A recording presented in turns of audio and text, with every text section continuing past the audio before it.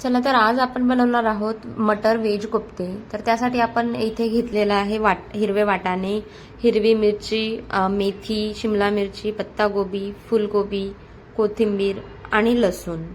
तर हे सगळं आपण स्वच्छ धुवून मिक्सरमधून त्याचं छान असं जाडसर वाटण काढून घेऊया।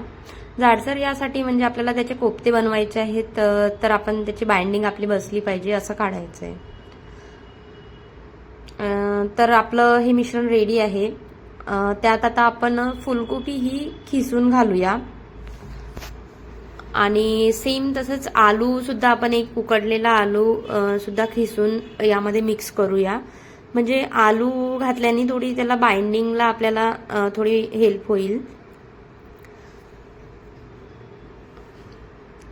तर आलू आणि हे घेऊन आपण त्यामध्ये नंतर 1 चमचा आपण बेसन हे बाइंडिंगसाठी घेऊया। बेसन आणि तसंच 1 चमचा आपण राईस फ्लोअर तांदळाचं पीठ आपण घेऊया। नंतर त्यामध्ये आपण आपल्या चवीनुसार लाल तिखट, हळद, मीठ हे घालून घेऊया। नंतर हे सगळं मिक्स करून आपण त्याचे छोटे छोटे बॉल्स बनवूया। नंतर एका कढईमध्ये तेल टाकून ते छान फ्राय करून घेऊया। आपली बाइंडिंग छान जमलेली आहे, त्यामुळे आपले कोफ्ते हे फुटत नाही आहेत। तर छान असे गोल्डन ब्राऊन फ्राय करून घ्यावं, ते थोडेसे क्रिस्पी बनतील।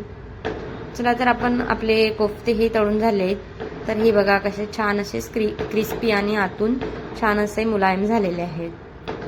तर आता आपण बनवणार आहोत ग्रेव्हीसाठी आपण टोमॅटो, कांदा भाजलेला आणि तर हे मिक्सरमधून बारीक काढून घेऊया, म्हणजे त्याची पेस्ट तयार होईल असं।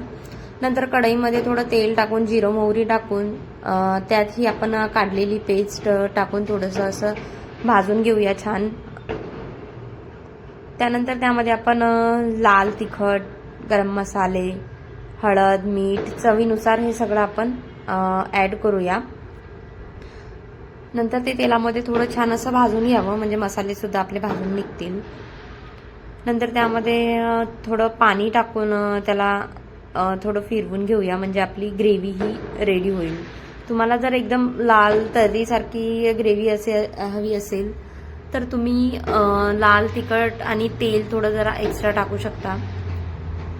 हे छान असं परतवून घेतल्यानंतर छान पाणी टाकून थोडं फिरवून घेऊया। ग्रेव्ही तुम्हाला घट्ट किंवा पातळ जशी तुम्हाला तुमच्या आवडीनुसार तुम्ही त्यामध्ये पाणी ॲड करू शकता। नंतर छान आपल्या ग्रेव्हीला उकळी आल्यानंतर आपण कोफ्ते त्यामध्ये ॲड करूया। कोफ्ते बॉईल करायचे नाहीत, नाहीतर ते फुटून ते मिक्स होतील ग्रेव्हीमध्ये, त्यामुळे जेव्हा आपण कोफ्ते टाकणार नंतर आपण गॅस बंद करून घ्यायचा। व्हेज कोफ्ता भाजी खायला ही खूप अशी चविष्ट लागणार आहे। आवडल्यास लाईक करा।